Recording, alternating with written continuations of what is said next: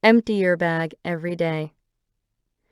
There are some things you need on a daily basis, such as your wallet, your bus or train pass, and your date book. Many people see no point in taking these things out when they come home because they will use them again the next day. But this is a mistake. The purpose of a purse or messenger bag is to carry your things for you when you're away from home.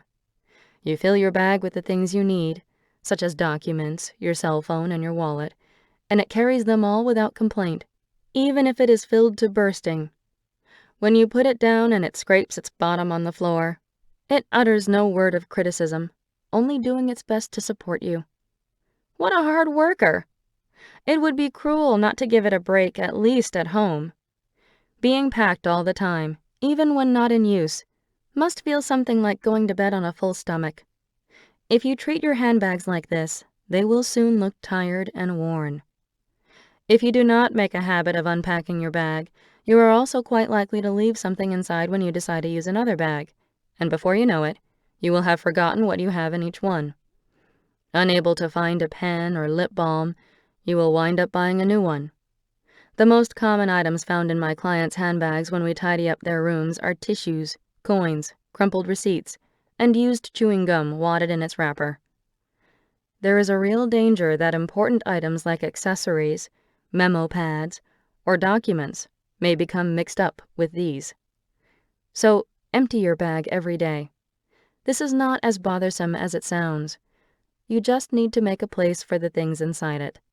Find a box and place your train pass, company ID, and other important items vertically inside it. Then put the box just like that into a drawer or cupboard. Any box will do, but if you can't find the right size, a shoebox will work fine. Or you can make a space in one corner of a drawer, without using a box at all. Appearance is important, so if you're using a box, don't hesitate to look for one that you really like. One of the best places to keep this box is on top of the set of drawers you use for storage, and it is more convenient if that is close to where you keep your bag. If you can't empty your bag sometimes, that's all right. There are times when I come home very late at night that I don't bother to empty my bag because I plan to use it again for work early the next morning. Just between you and me, while writing this book, there have been times when I came home and fell asleep on the floor without even changing my clothes. The important thing is to create an environment where your bag can have a rest by designating a specific place to store everything you usually carry inside it. Items that usurp floor space belong in the closet. If you have built-in closets in your home, most of the things in your house can be stored inside them. Japanese closets are ideal storage spaces. They are deep and wide, are divided into top and bottom by a broad and extremely sturdy shelf, and have a cupboard built into the wall above. But many Japanese people do not know how to take advantage of this space. For those of you who have closets like this, the best policy is to use these faithfully. No matter how hard you might try to design some ingenious device to solve all your storage problems, the end result is almost always more difficult to use than what is already there. The basic method for effective use of a closet is as follows. First, as a general rule, off-season items should be stored in the cupboard above the closet. This includes seasonal ornaments, ski wear, and hiking or other seasonal sportswear and goods. This is also the best spot for large mementos that will not fit in a bookcase, such as a wedding album or photo albums. But don't put them in cardboard boxes. Instead, stand them up toward the front of the cupboard as you would books in a bookcase. Otherwise, you are unlikely to ever see them again. Regular clothes should be stored in the closet. If you use clear plastic cases to store them, I strongly recommend the drawer rather than the box type. The instant clothes are put away in a box, they become a pain to remove, and in most cases, people never bother to take them out even when they are back in season. And, of course, fold and stand the clothes on edge in the drawer. Bedding is best stored on the upper shelf of the closet where it is less exposed to humidity and dust. The bottom space can be used to store electrical appliances such as fans and space heaters during the off-season. The best way to use a Japanese-style closet is to think of it as a small room and to store the things inside it in drawers or other storage units. I had one client who kept all her clothes loose in the closet. When we opened the door, It looked like a garbage dump, and the clothes resembled a tangled mess of noodles. It is far more efficient to move all your storage units into your closet. This is where I usually put steel racks, bookcases, and plywood cupboards or shelves, which can also be used to store books. I also store any large items that take up floor space, such as suitcases, golf clubs, electrical appliances, or guitars, in the closet. I'm sure many of my clients did not believe they could ever fit all their things into their closet, but once they followed my method for thoroughly sorting and discarding, it was quite simple. Keep things out of the bath and the kitchen sink. How many bottles of shampoo and conditioner line your bathtub? Different family members may use different products, or you may have several kinds that you use depending on your mood or for once-a-week treatments. But these are such a bother to move when you clean the bath. Kept on the floor in the shower or on the edge of the bath, they become slimy. To avoid this, some people use a wire basket as a container, but from my own experience, this makes things even worse. I once bought a wire basket big enough to fit all the soaps, shampoos, and even facial masks used by my family. My delight at this convenient item was short-lived. At first, I dried it every time I had a bath, but soon wiping every wire became a chore, and I did it only once every 3 days, then every 5 days, then even less, until I had completely forgotten to take care of it. One day, I noticed that the shampoo bottle was red and slimy on the bottom. Examining the rack, I saw that it was so covered in slime I could not bear to look at it. Almost in tears, I scrubbed the wire rack clean and not long after got rid of it. It was just too much trouble, and every time I got in the bath and saw it, it reminded me of that disgusting slime episode. I should have realized that the bath is the most humid place in the house, which obviously makes it the most unsuitable place for storing anything. There is no need to keep soaps and shampoos out when we are not using them, and the added exposure to heat and moisture when they aren't in use is bound to affect their quality. It is therefore my policy to keep everything out of the bath or shower. Whatever is used in the bath should be dried after use anyway, so it makes far more sense to just wipe down the few items we use with our bath towel and then put them away in the cupboard. While this may seem like more work at first glance, it is actually less. It is much quicker and easier to clean the bath or shower without these items cluttering that space, and there will be less slime buildup. The same is true for the kitchen sink area. Do you keep your sponges and dish detergent by the sink? I store mine underneath it. The secret is to make sure the sponge is completely dry. Many people use a wire sponge rack with suction cups that stick to the sink. If you do too, I recommend that you remove it immediately. It cannot dry out if it is sprayed with water every time you use the sink, and it will soon start to smell. To prevent this, squeeze your sponge tightly after use and hang it up to dry. You can use a clothespin to pin it to your towel rack or to the handle of a kitchen drawer if you don't have a rack. Personally, I recommend hanging sponges outside, such as on the veranda. I dry not only my sponges, but also my cutting boards, colanders, and dishes on my veranda. Sunlight is a good disinfectant, and my kitchen always looks very tidy because I don't need a dish rack. In fact, I don't even own a dish rack.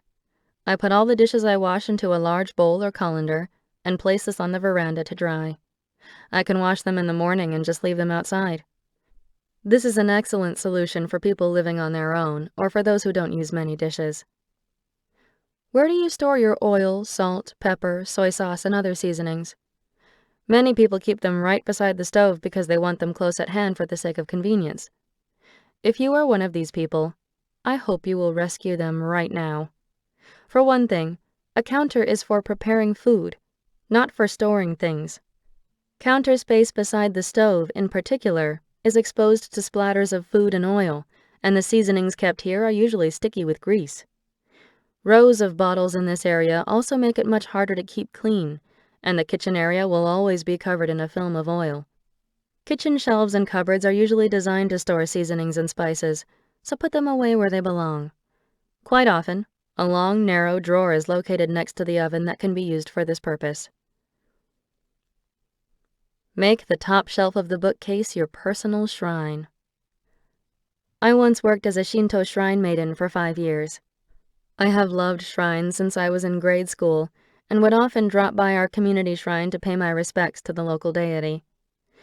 Even people who don't love shrines as I do still have protective talismans and good luck charms in their homes. I have found countless charms from shrines all over Japan, such as Izumo Taisha, in my clients' homes. The people I meet not only work hard to refine both body and mind, but also remember to ask the gods for extra luck. While this is commendable, my clients have more than enough charms to spare. Please keep in mind that charms are not something you buy, but something with which you are entrusted. They are effective only for 1 year after you receive them, so those that are past their expiration dates should be returned as soon as possible. You do not need to take a charm back to the same place you bought it, but do remember that Shinto charms should be taken to a shrine, and Buddhist charms to a temple. What should be done with charms and talismans that are still effective? They are actually intended to be carried on your person, by attaching them to your key ring, putting them in your purse, or clipping them to the metal rings if you use a refillable date book.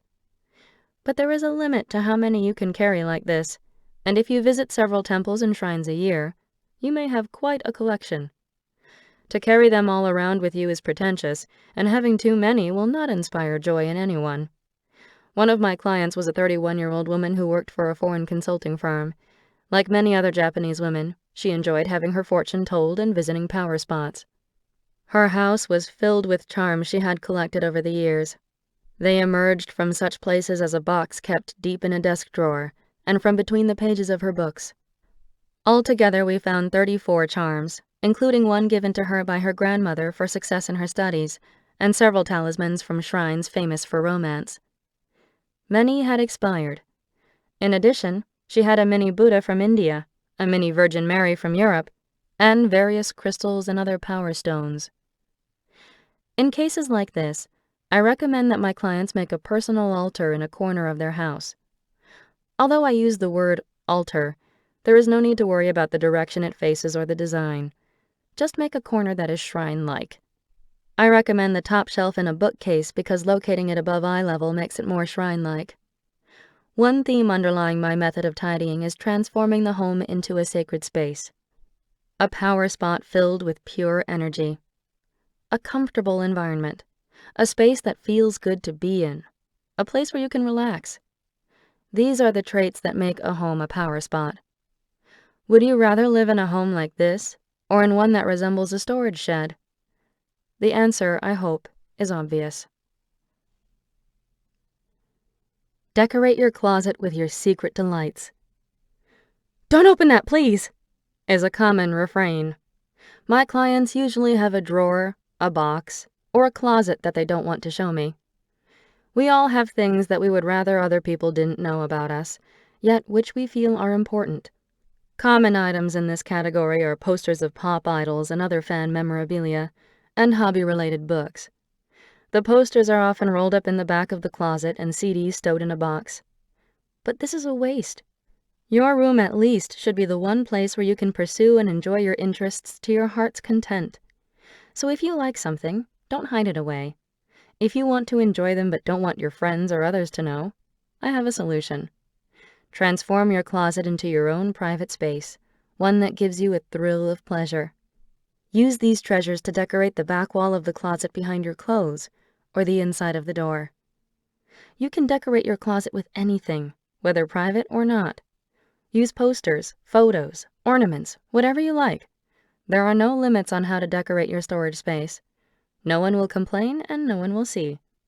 Your storage space is your private paradise, so personalize it to the fullest. Unpack and detag new clothes immediately. One of the many things that amazes me when I help my clients tidy is the number of items that are still in their packages. Food and sanitary items I can understand, but why do people shove clothes such as socks and underwear in their drawer without removing them from the package? They take up more space that way and are also more likely to be forgotten. My father liked to stock up on socks. Every time he went to the supermarket, he would buy gray or black socks to wear with his suits and store them in their packages in his drawer. Gray sweaters were another item he liked to keep on hand, and I often came across them in the back of the closet, still wrapped in their plastic packages. I always felt rather sorry for these clothes. I had thought this habit was unique to my father, but when I started visiting my clients' homes, I realized that there are many people like him. The stock usually consists of something the client regularly wears, the most common being consumables such as socks, underwear, and stockings. The one thing these clients have in common is that they have far more stock than they need. I was astounded to find that they buy more of the same item before they have unpacked those previously purchased. Perhaps the fact that they are in packages dulls the person's sense of ownership. The record number of stockings I discovered in a client's house, for example, was 82 pairs. Still in their packages, they filled up an entire plastic storage case. Granted, when you buy something, it is easiest to just throw it into your drawer still packaged, and perhaps there is some pleasure in ripping off the wrapper when you first wear it. But the only difference between packaged goods in your drawer and those in the store is the place where they are kept. People commonly assume that it is cheaper to buy things in bulk when on sale, but I believe the opposite is true. If you consider the cost of storage, it is just as economical to keep these things in the store, not in your home. Moreover, if you buy and use them as you need them, they will be newer and in better condition. This is why I urge you to refrain from stocking up on things. Instead, buy only what you need, remove all items from their packages immediately, and put them away. If you already have a large stock of something, at least remove them from their packages. Being left in the package does clothes nothing but harm. The most common item to be left in the package is stockings. When you remove them, take out the stiff liner too. You won't need that at home. Stockings take up 25% less room once they are out of the package and folded up. They are also far more likely to be used this way because they are easier to get at. I think it is only when you have removed something from the package that you can really call it your own. Similar to clothes in the package are those with the tag still on. I frequently find skirts or cardigans in my clients' homes with the price tags or brand name still on them. In most cases, the client has forgotten their existence and looks surprised to see them, despite the fact that these items have been hanging in plain sight in their closet. For a long time, I wondered what makes such clothes invisible. Determined to find an explanation, I went to observe the clothing sections in various department stores. After continuing my research for some time, I realized that there is a noticeable difference between clothes in someone's closet and those hanging on a rack in a store. The latter have a very different aura from the hard-working clothes we use every day. They exude a crisp primness, and clothes with their price tag still on retain that primness. This is how I see it. Clothes in a store are products, whereas clothes in the home are personal possessions. Clothes that still have their price tag on have not yet been made our own, and therefore they don't quite belong. Overpowered by the aura of our legitimate clothes, they are less noticeable. It is only natural that we overlook and eventually even forget them as we look through our wardrobe. Some people worry that if they remove the tags, their value will drop if they ever take them to a recycle shop. But that is a contradiction. If you are going to buy clothes, choose them with the intention of welcoming them into your home and caring for them. When you buy them, remove the tags immediately. In order for your clothes to make the transition from store products to personal possessions, you need to perform the ritual of cutting the umbilical cord that links them to the shop. Don't underestimate the noise of written information. Advanced students generally demand an even higher level of comfort in their space once they have successfully resolved the issues of excessive belongings and storage. At first glance, the homes of some of my clients are so uncluttered that they do not even appear to need my assistance. One such client was a woman in her 30s who lived with her husband and their 6-year-old daughter. She had no qualms about discarding, and at our first lesson she got rid of 200 books and 32 bags of garbage. She was primarily a homemaker and spent her time taking care of the house, hosting teas for other mothers with children twice a month, and holding regular flower arranging classes in her home. She had frequent visitors, and was quite conscious about keeping her home tidy so that she would not feel embarrassed to receive surprise guests. She lived in a 2-bedroom home with a combined dining room and kitchen, and their belongings fit neatly into the built-in closets and 2 head-height wire racks. The plain wood floors were bare and always well polished. Her friends wondered how she could be tidier than she already was, but she still seemed discontent. "We don't have a lot of things, but somehow I just don't feel settled. I feel like there's one more step I need to take." When I visited her house, it was tidy, but just as she had said, something didn't quite feel right. The first thing I do at times like this is open the doors of all the storage areas. When I opened the main closet, I found what I had been expecting. Labels proclaiming, "Great storage solutions," were stuck to the clear plastic drawers. Packages of room deodorizers were emblazoned with, "Freshens air instantly," and the cardboard boxes announced, "EO oranges." Everywhere I looked, words, words, and more words leaped out at me. Here was the last step my client was seeking. A deluge of information whenever you open a closet door makes a room feel noisy. Particularly if the words are in your own language, they jump into your line of vision, and your brain treats them as information to be sorted. This creates commotion in your mind. In the case of my client, every time she wanted to choose her clothes, she was assailed by such messages as, "EU oranges," and "Freshens air instantly," almost as if someone were muttering constantly in her ear. Strangely, just closing the cupboard doors does not conceal the flood of information. The words become static that fills the air. From my own experience, the storage spaces of homes that feel noisy, even though they look very neat on the surface, usually are overflowing with unnecessary information.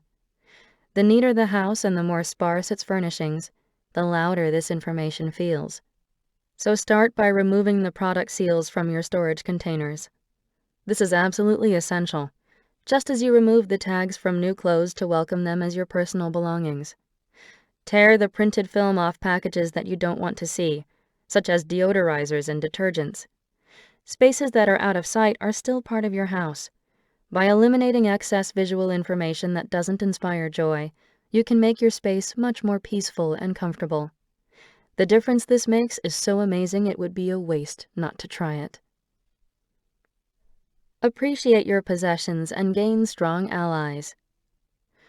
One of the homework assignments I give my clients is to appreciate their belongings. For example, I urge them to try saying, "Thank you for keeping me warm all day," when they hang up their clothes after returning home. Or, when removing their accessories, I suggest they say, "Thank you for making me beautiful." And when putting their bag in the closet, to say, "It's thanks to you that I got so much work done today." Express your appreciation to every item that supported you during the day. If you find this hard to do daily, then at least do it whenever you can. I began to treat my belongings as if they were alive when I was a high school student. I had my own cell phone. Although the screen was still monochrome, I loved the compact design and pale blue color. I was not an addicted user, but I liked my phone so much that I broke the school rules and slipped it into the pocket of my school uniform every day. I would take it out occasionally to admire it and smile to myself. Technology progressed and everyone was getting cell phones with color screens. I hung on to my outdated model as long as I could, but finally it had become too scratched and worn, and I had to replace it. When I got my new cell phone, I hit upon the idea of texting my old phone. It was my first replacement, and I was probably feeling quite excited. After thinking for a moment, I typed the simple message, "Thank you for everything," and added a heart symbol. Then I pressed send. My old phone pinged immediately and I checked my texts. Of course it was the message I had just sent. "Great! My message reached you. I really wanted to say thanks for all you have done," I said to my old phone. Then I closed it with a click. A few minutes later, I opened my old phone and was surprised to find that the screen was blank. No matter which button I pressed, the screen did not respond. My cell phone, which had never broken since the day I first got it, had gone dead after receiving my message. It never worked again, as if the phone, realizing that its job was done, had resigned from its post of its own accord. Of course, I know some people find it hard to believe that inanimate objects respond to human emotion, and it could indeed just have been coincidence. Still, we often hear about athletes who take loving care of their sports gear, treating it almost as if it were sacred. I think the athletes instinctively sense the power of these objects. If we treated all things we use in our daily life, whether it is our computer, our handbag, or our pens and pencils, with the same care that athletes give to their equipment, we could greatly increase the number of dependable supporters in our lives. The act of possessing is a very natural part of our daily life, not something reserved for some special match or contest. Even if we remain unaware of it, our belongings really work hard for us, carrying out their respective roles each day to support our lives. Just as we like to come home and relax after a day's work, our things breathe a sigh of relief when they return to where they belong. Have you ever thought about what it would be like to have no fixed address? Our lives would be very uncertain. It is precisely because we have a home to return to that we can go out to work, to shop, or to interact with others. The same is true for our belongings.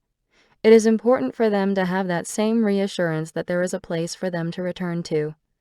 You can tell the difference. Possessions that have a place where they belong and to which they are returned each day for a rest are more vibrant. Once my clients have learned to treat their clothes with respect, they always tell me, "My clothes last longer.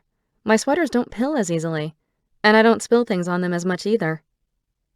This suggests that caring for your possessions is the best way to motivate them to support you, their owner.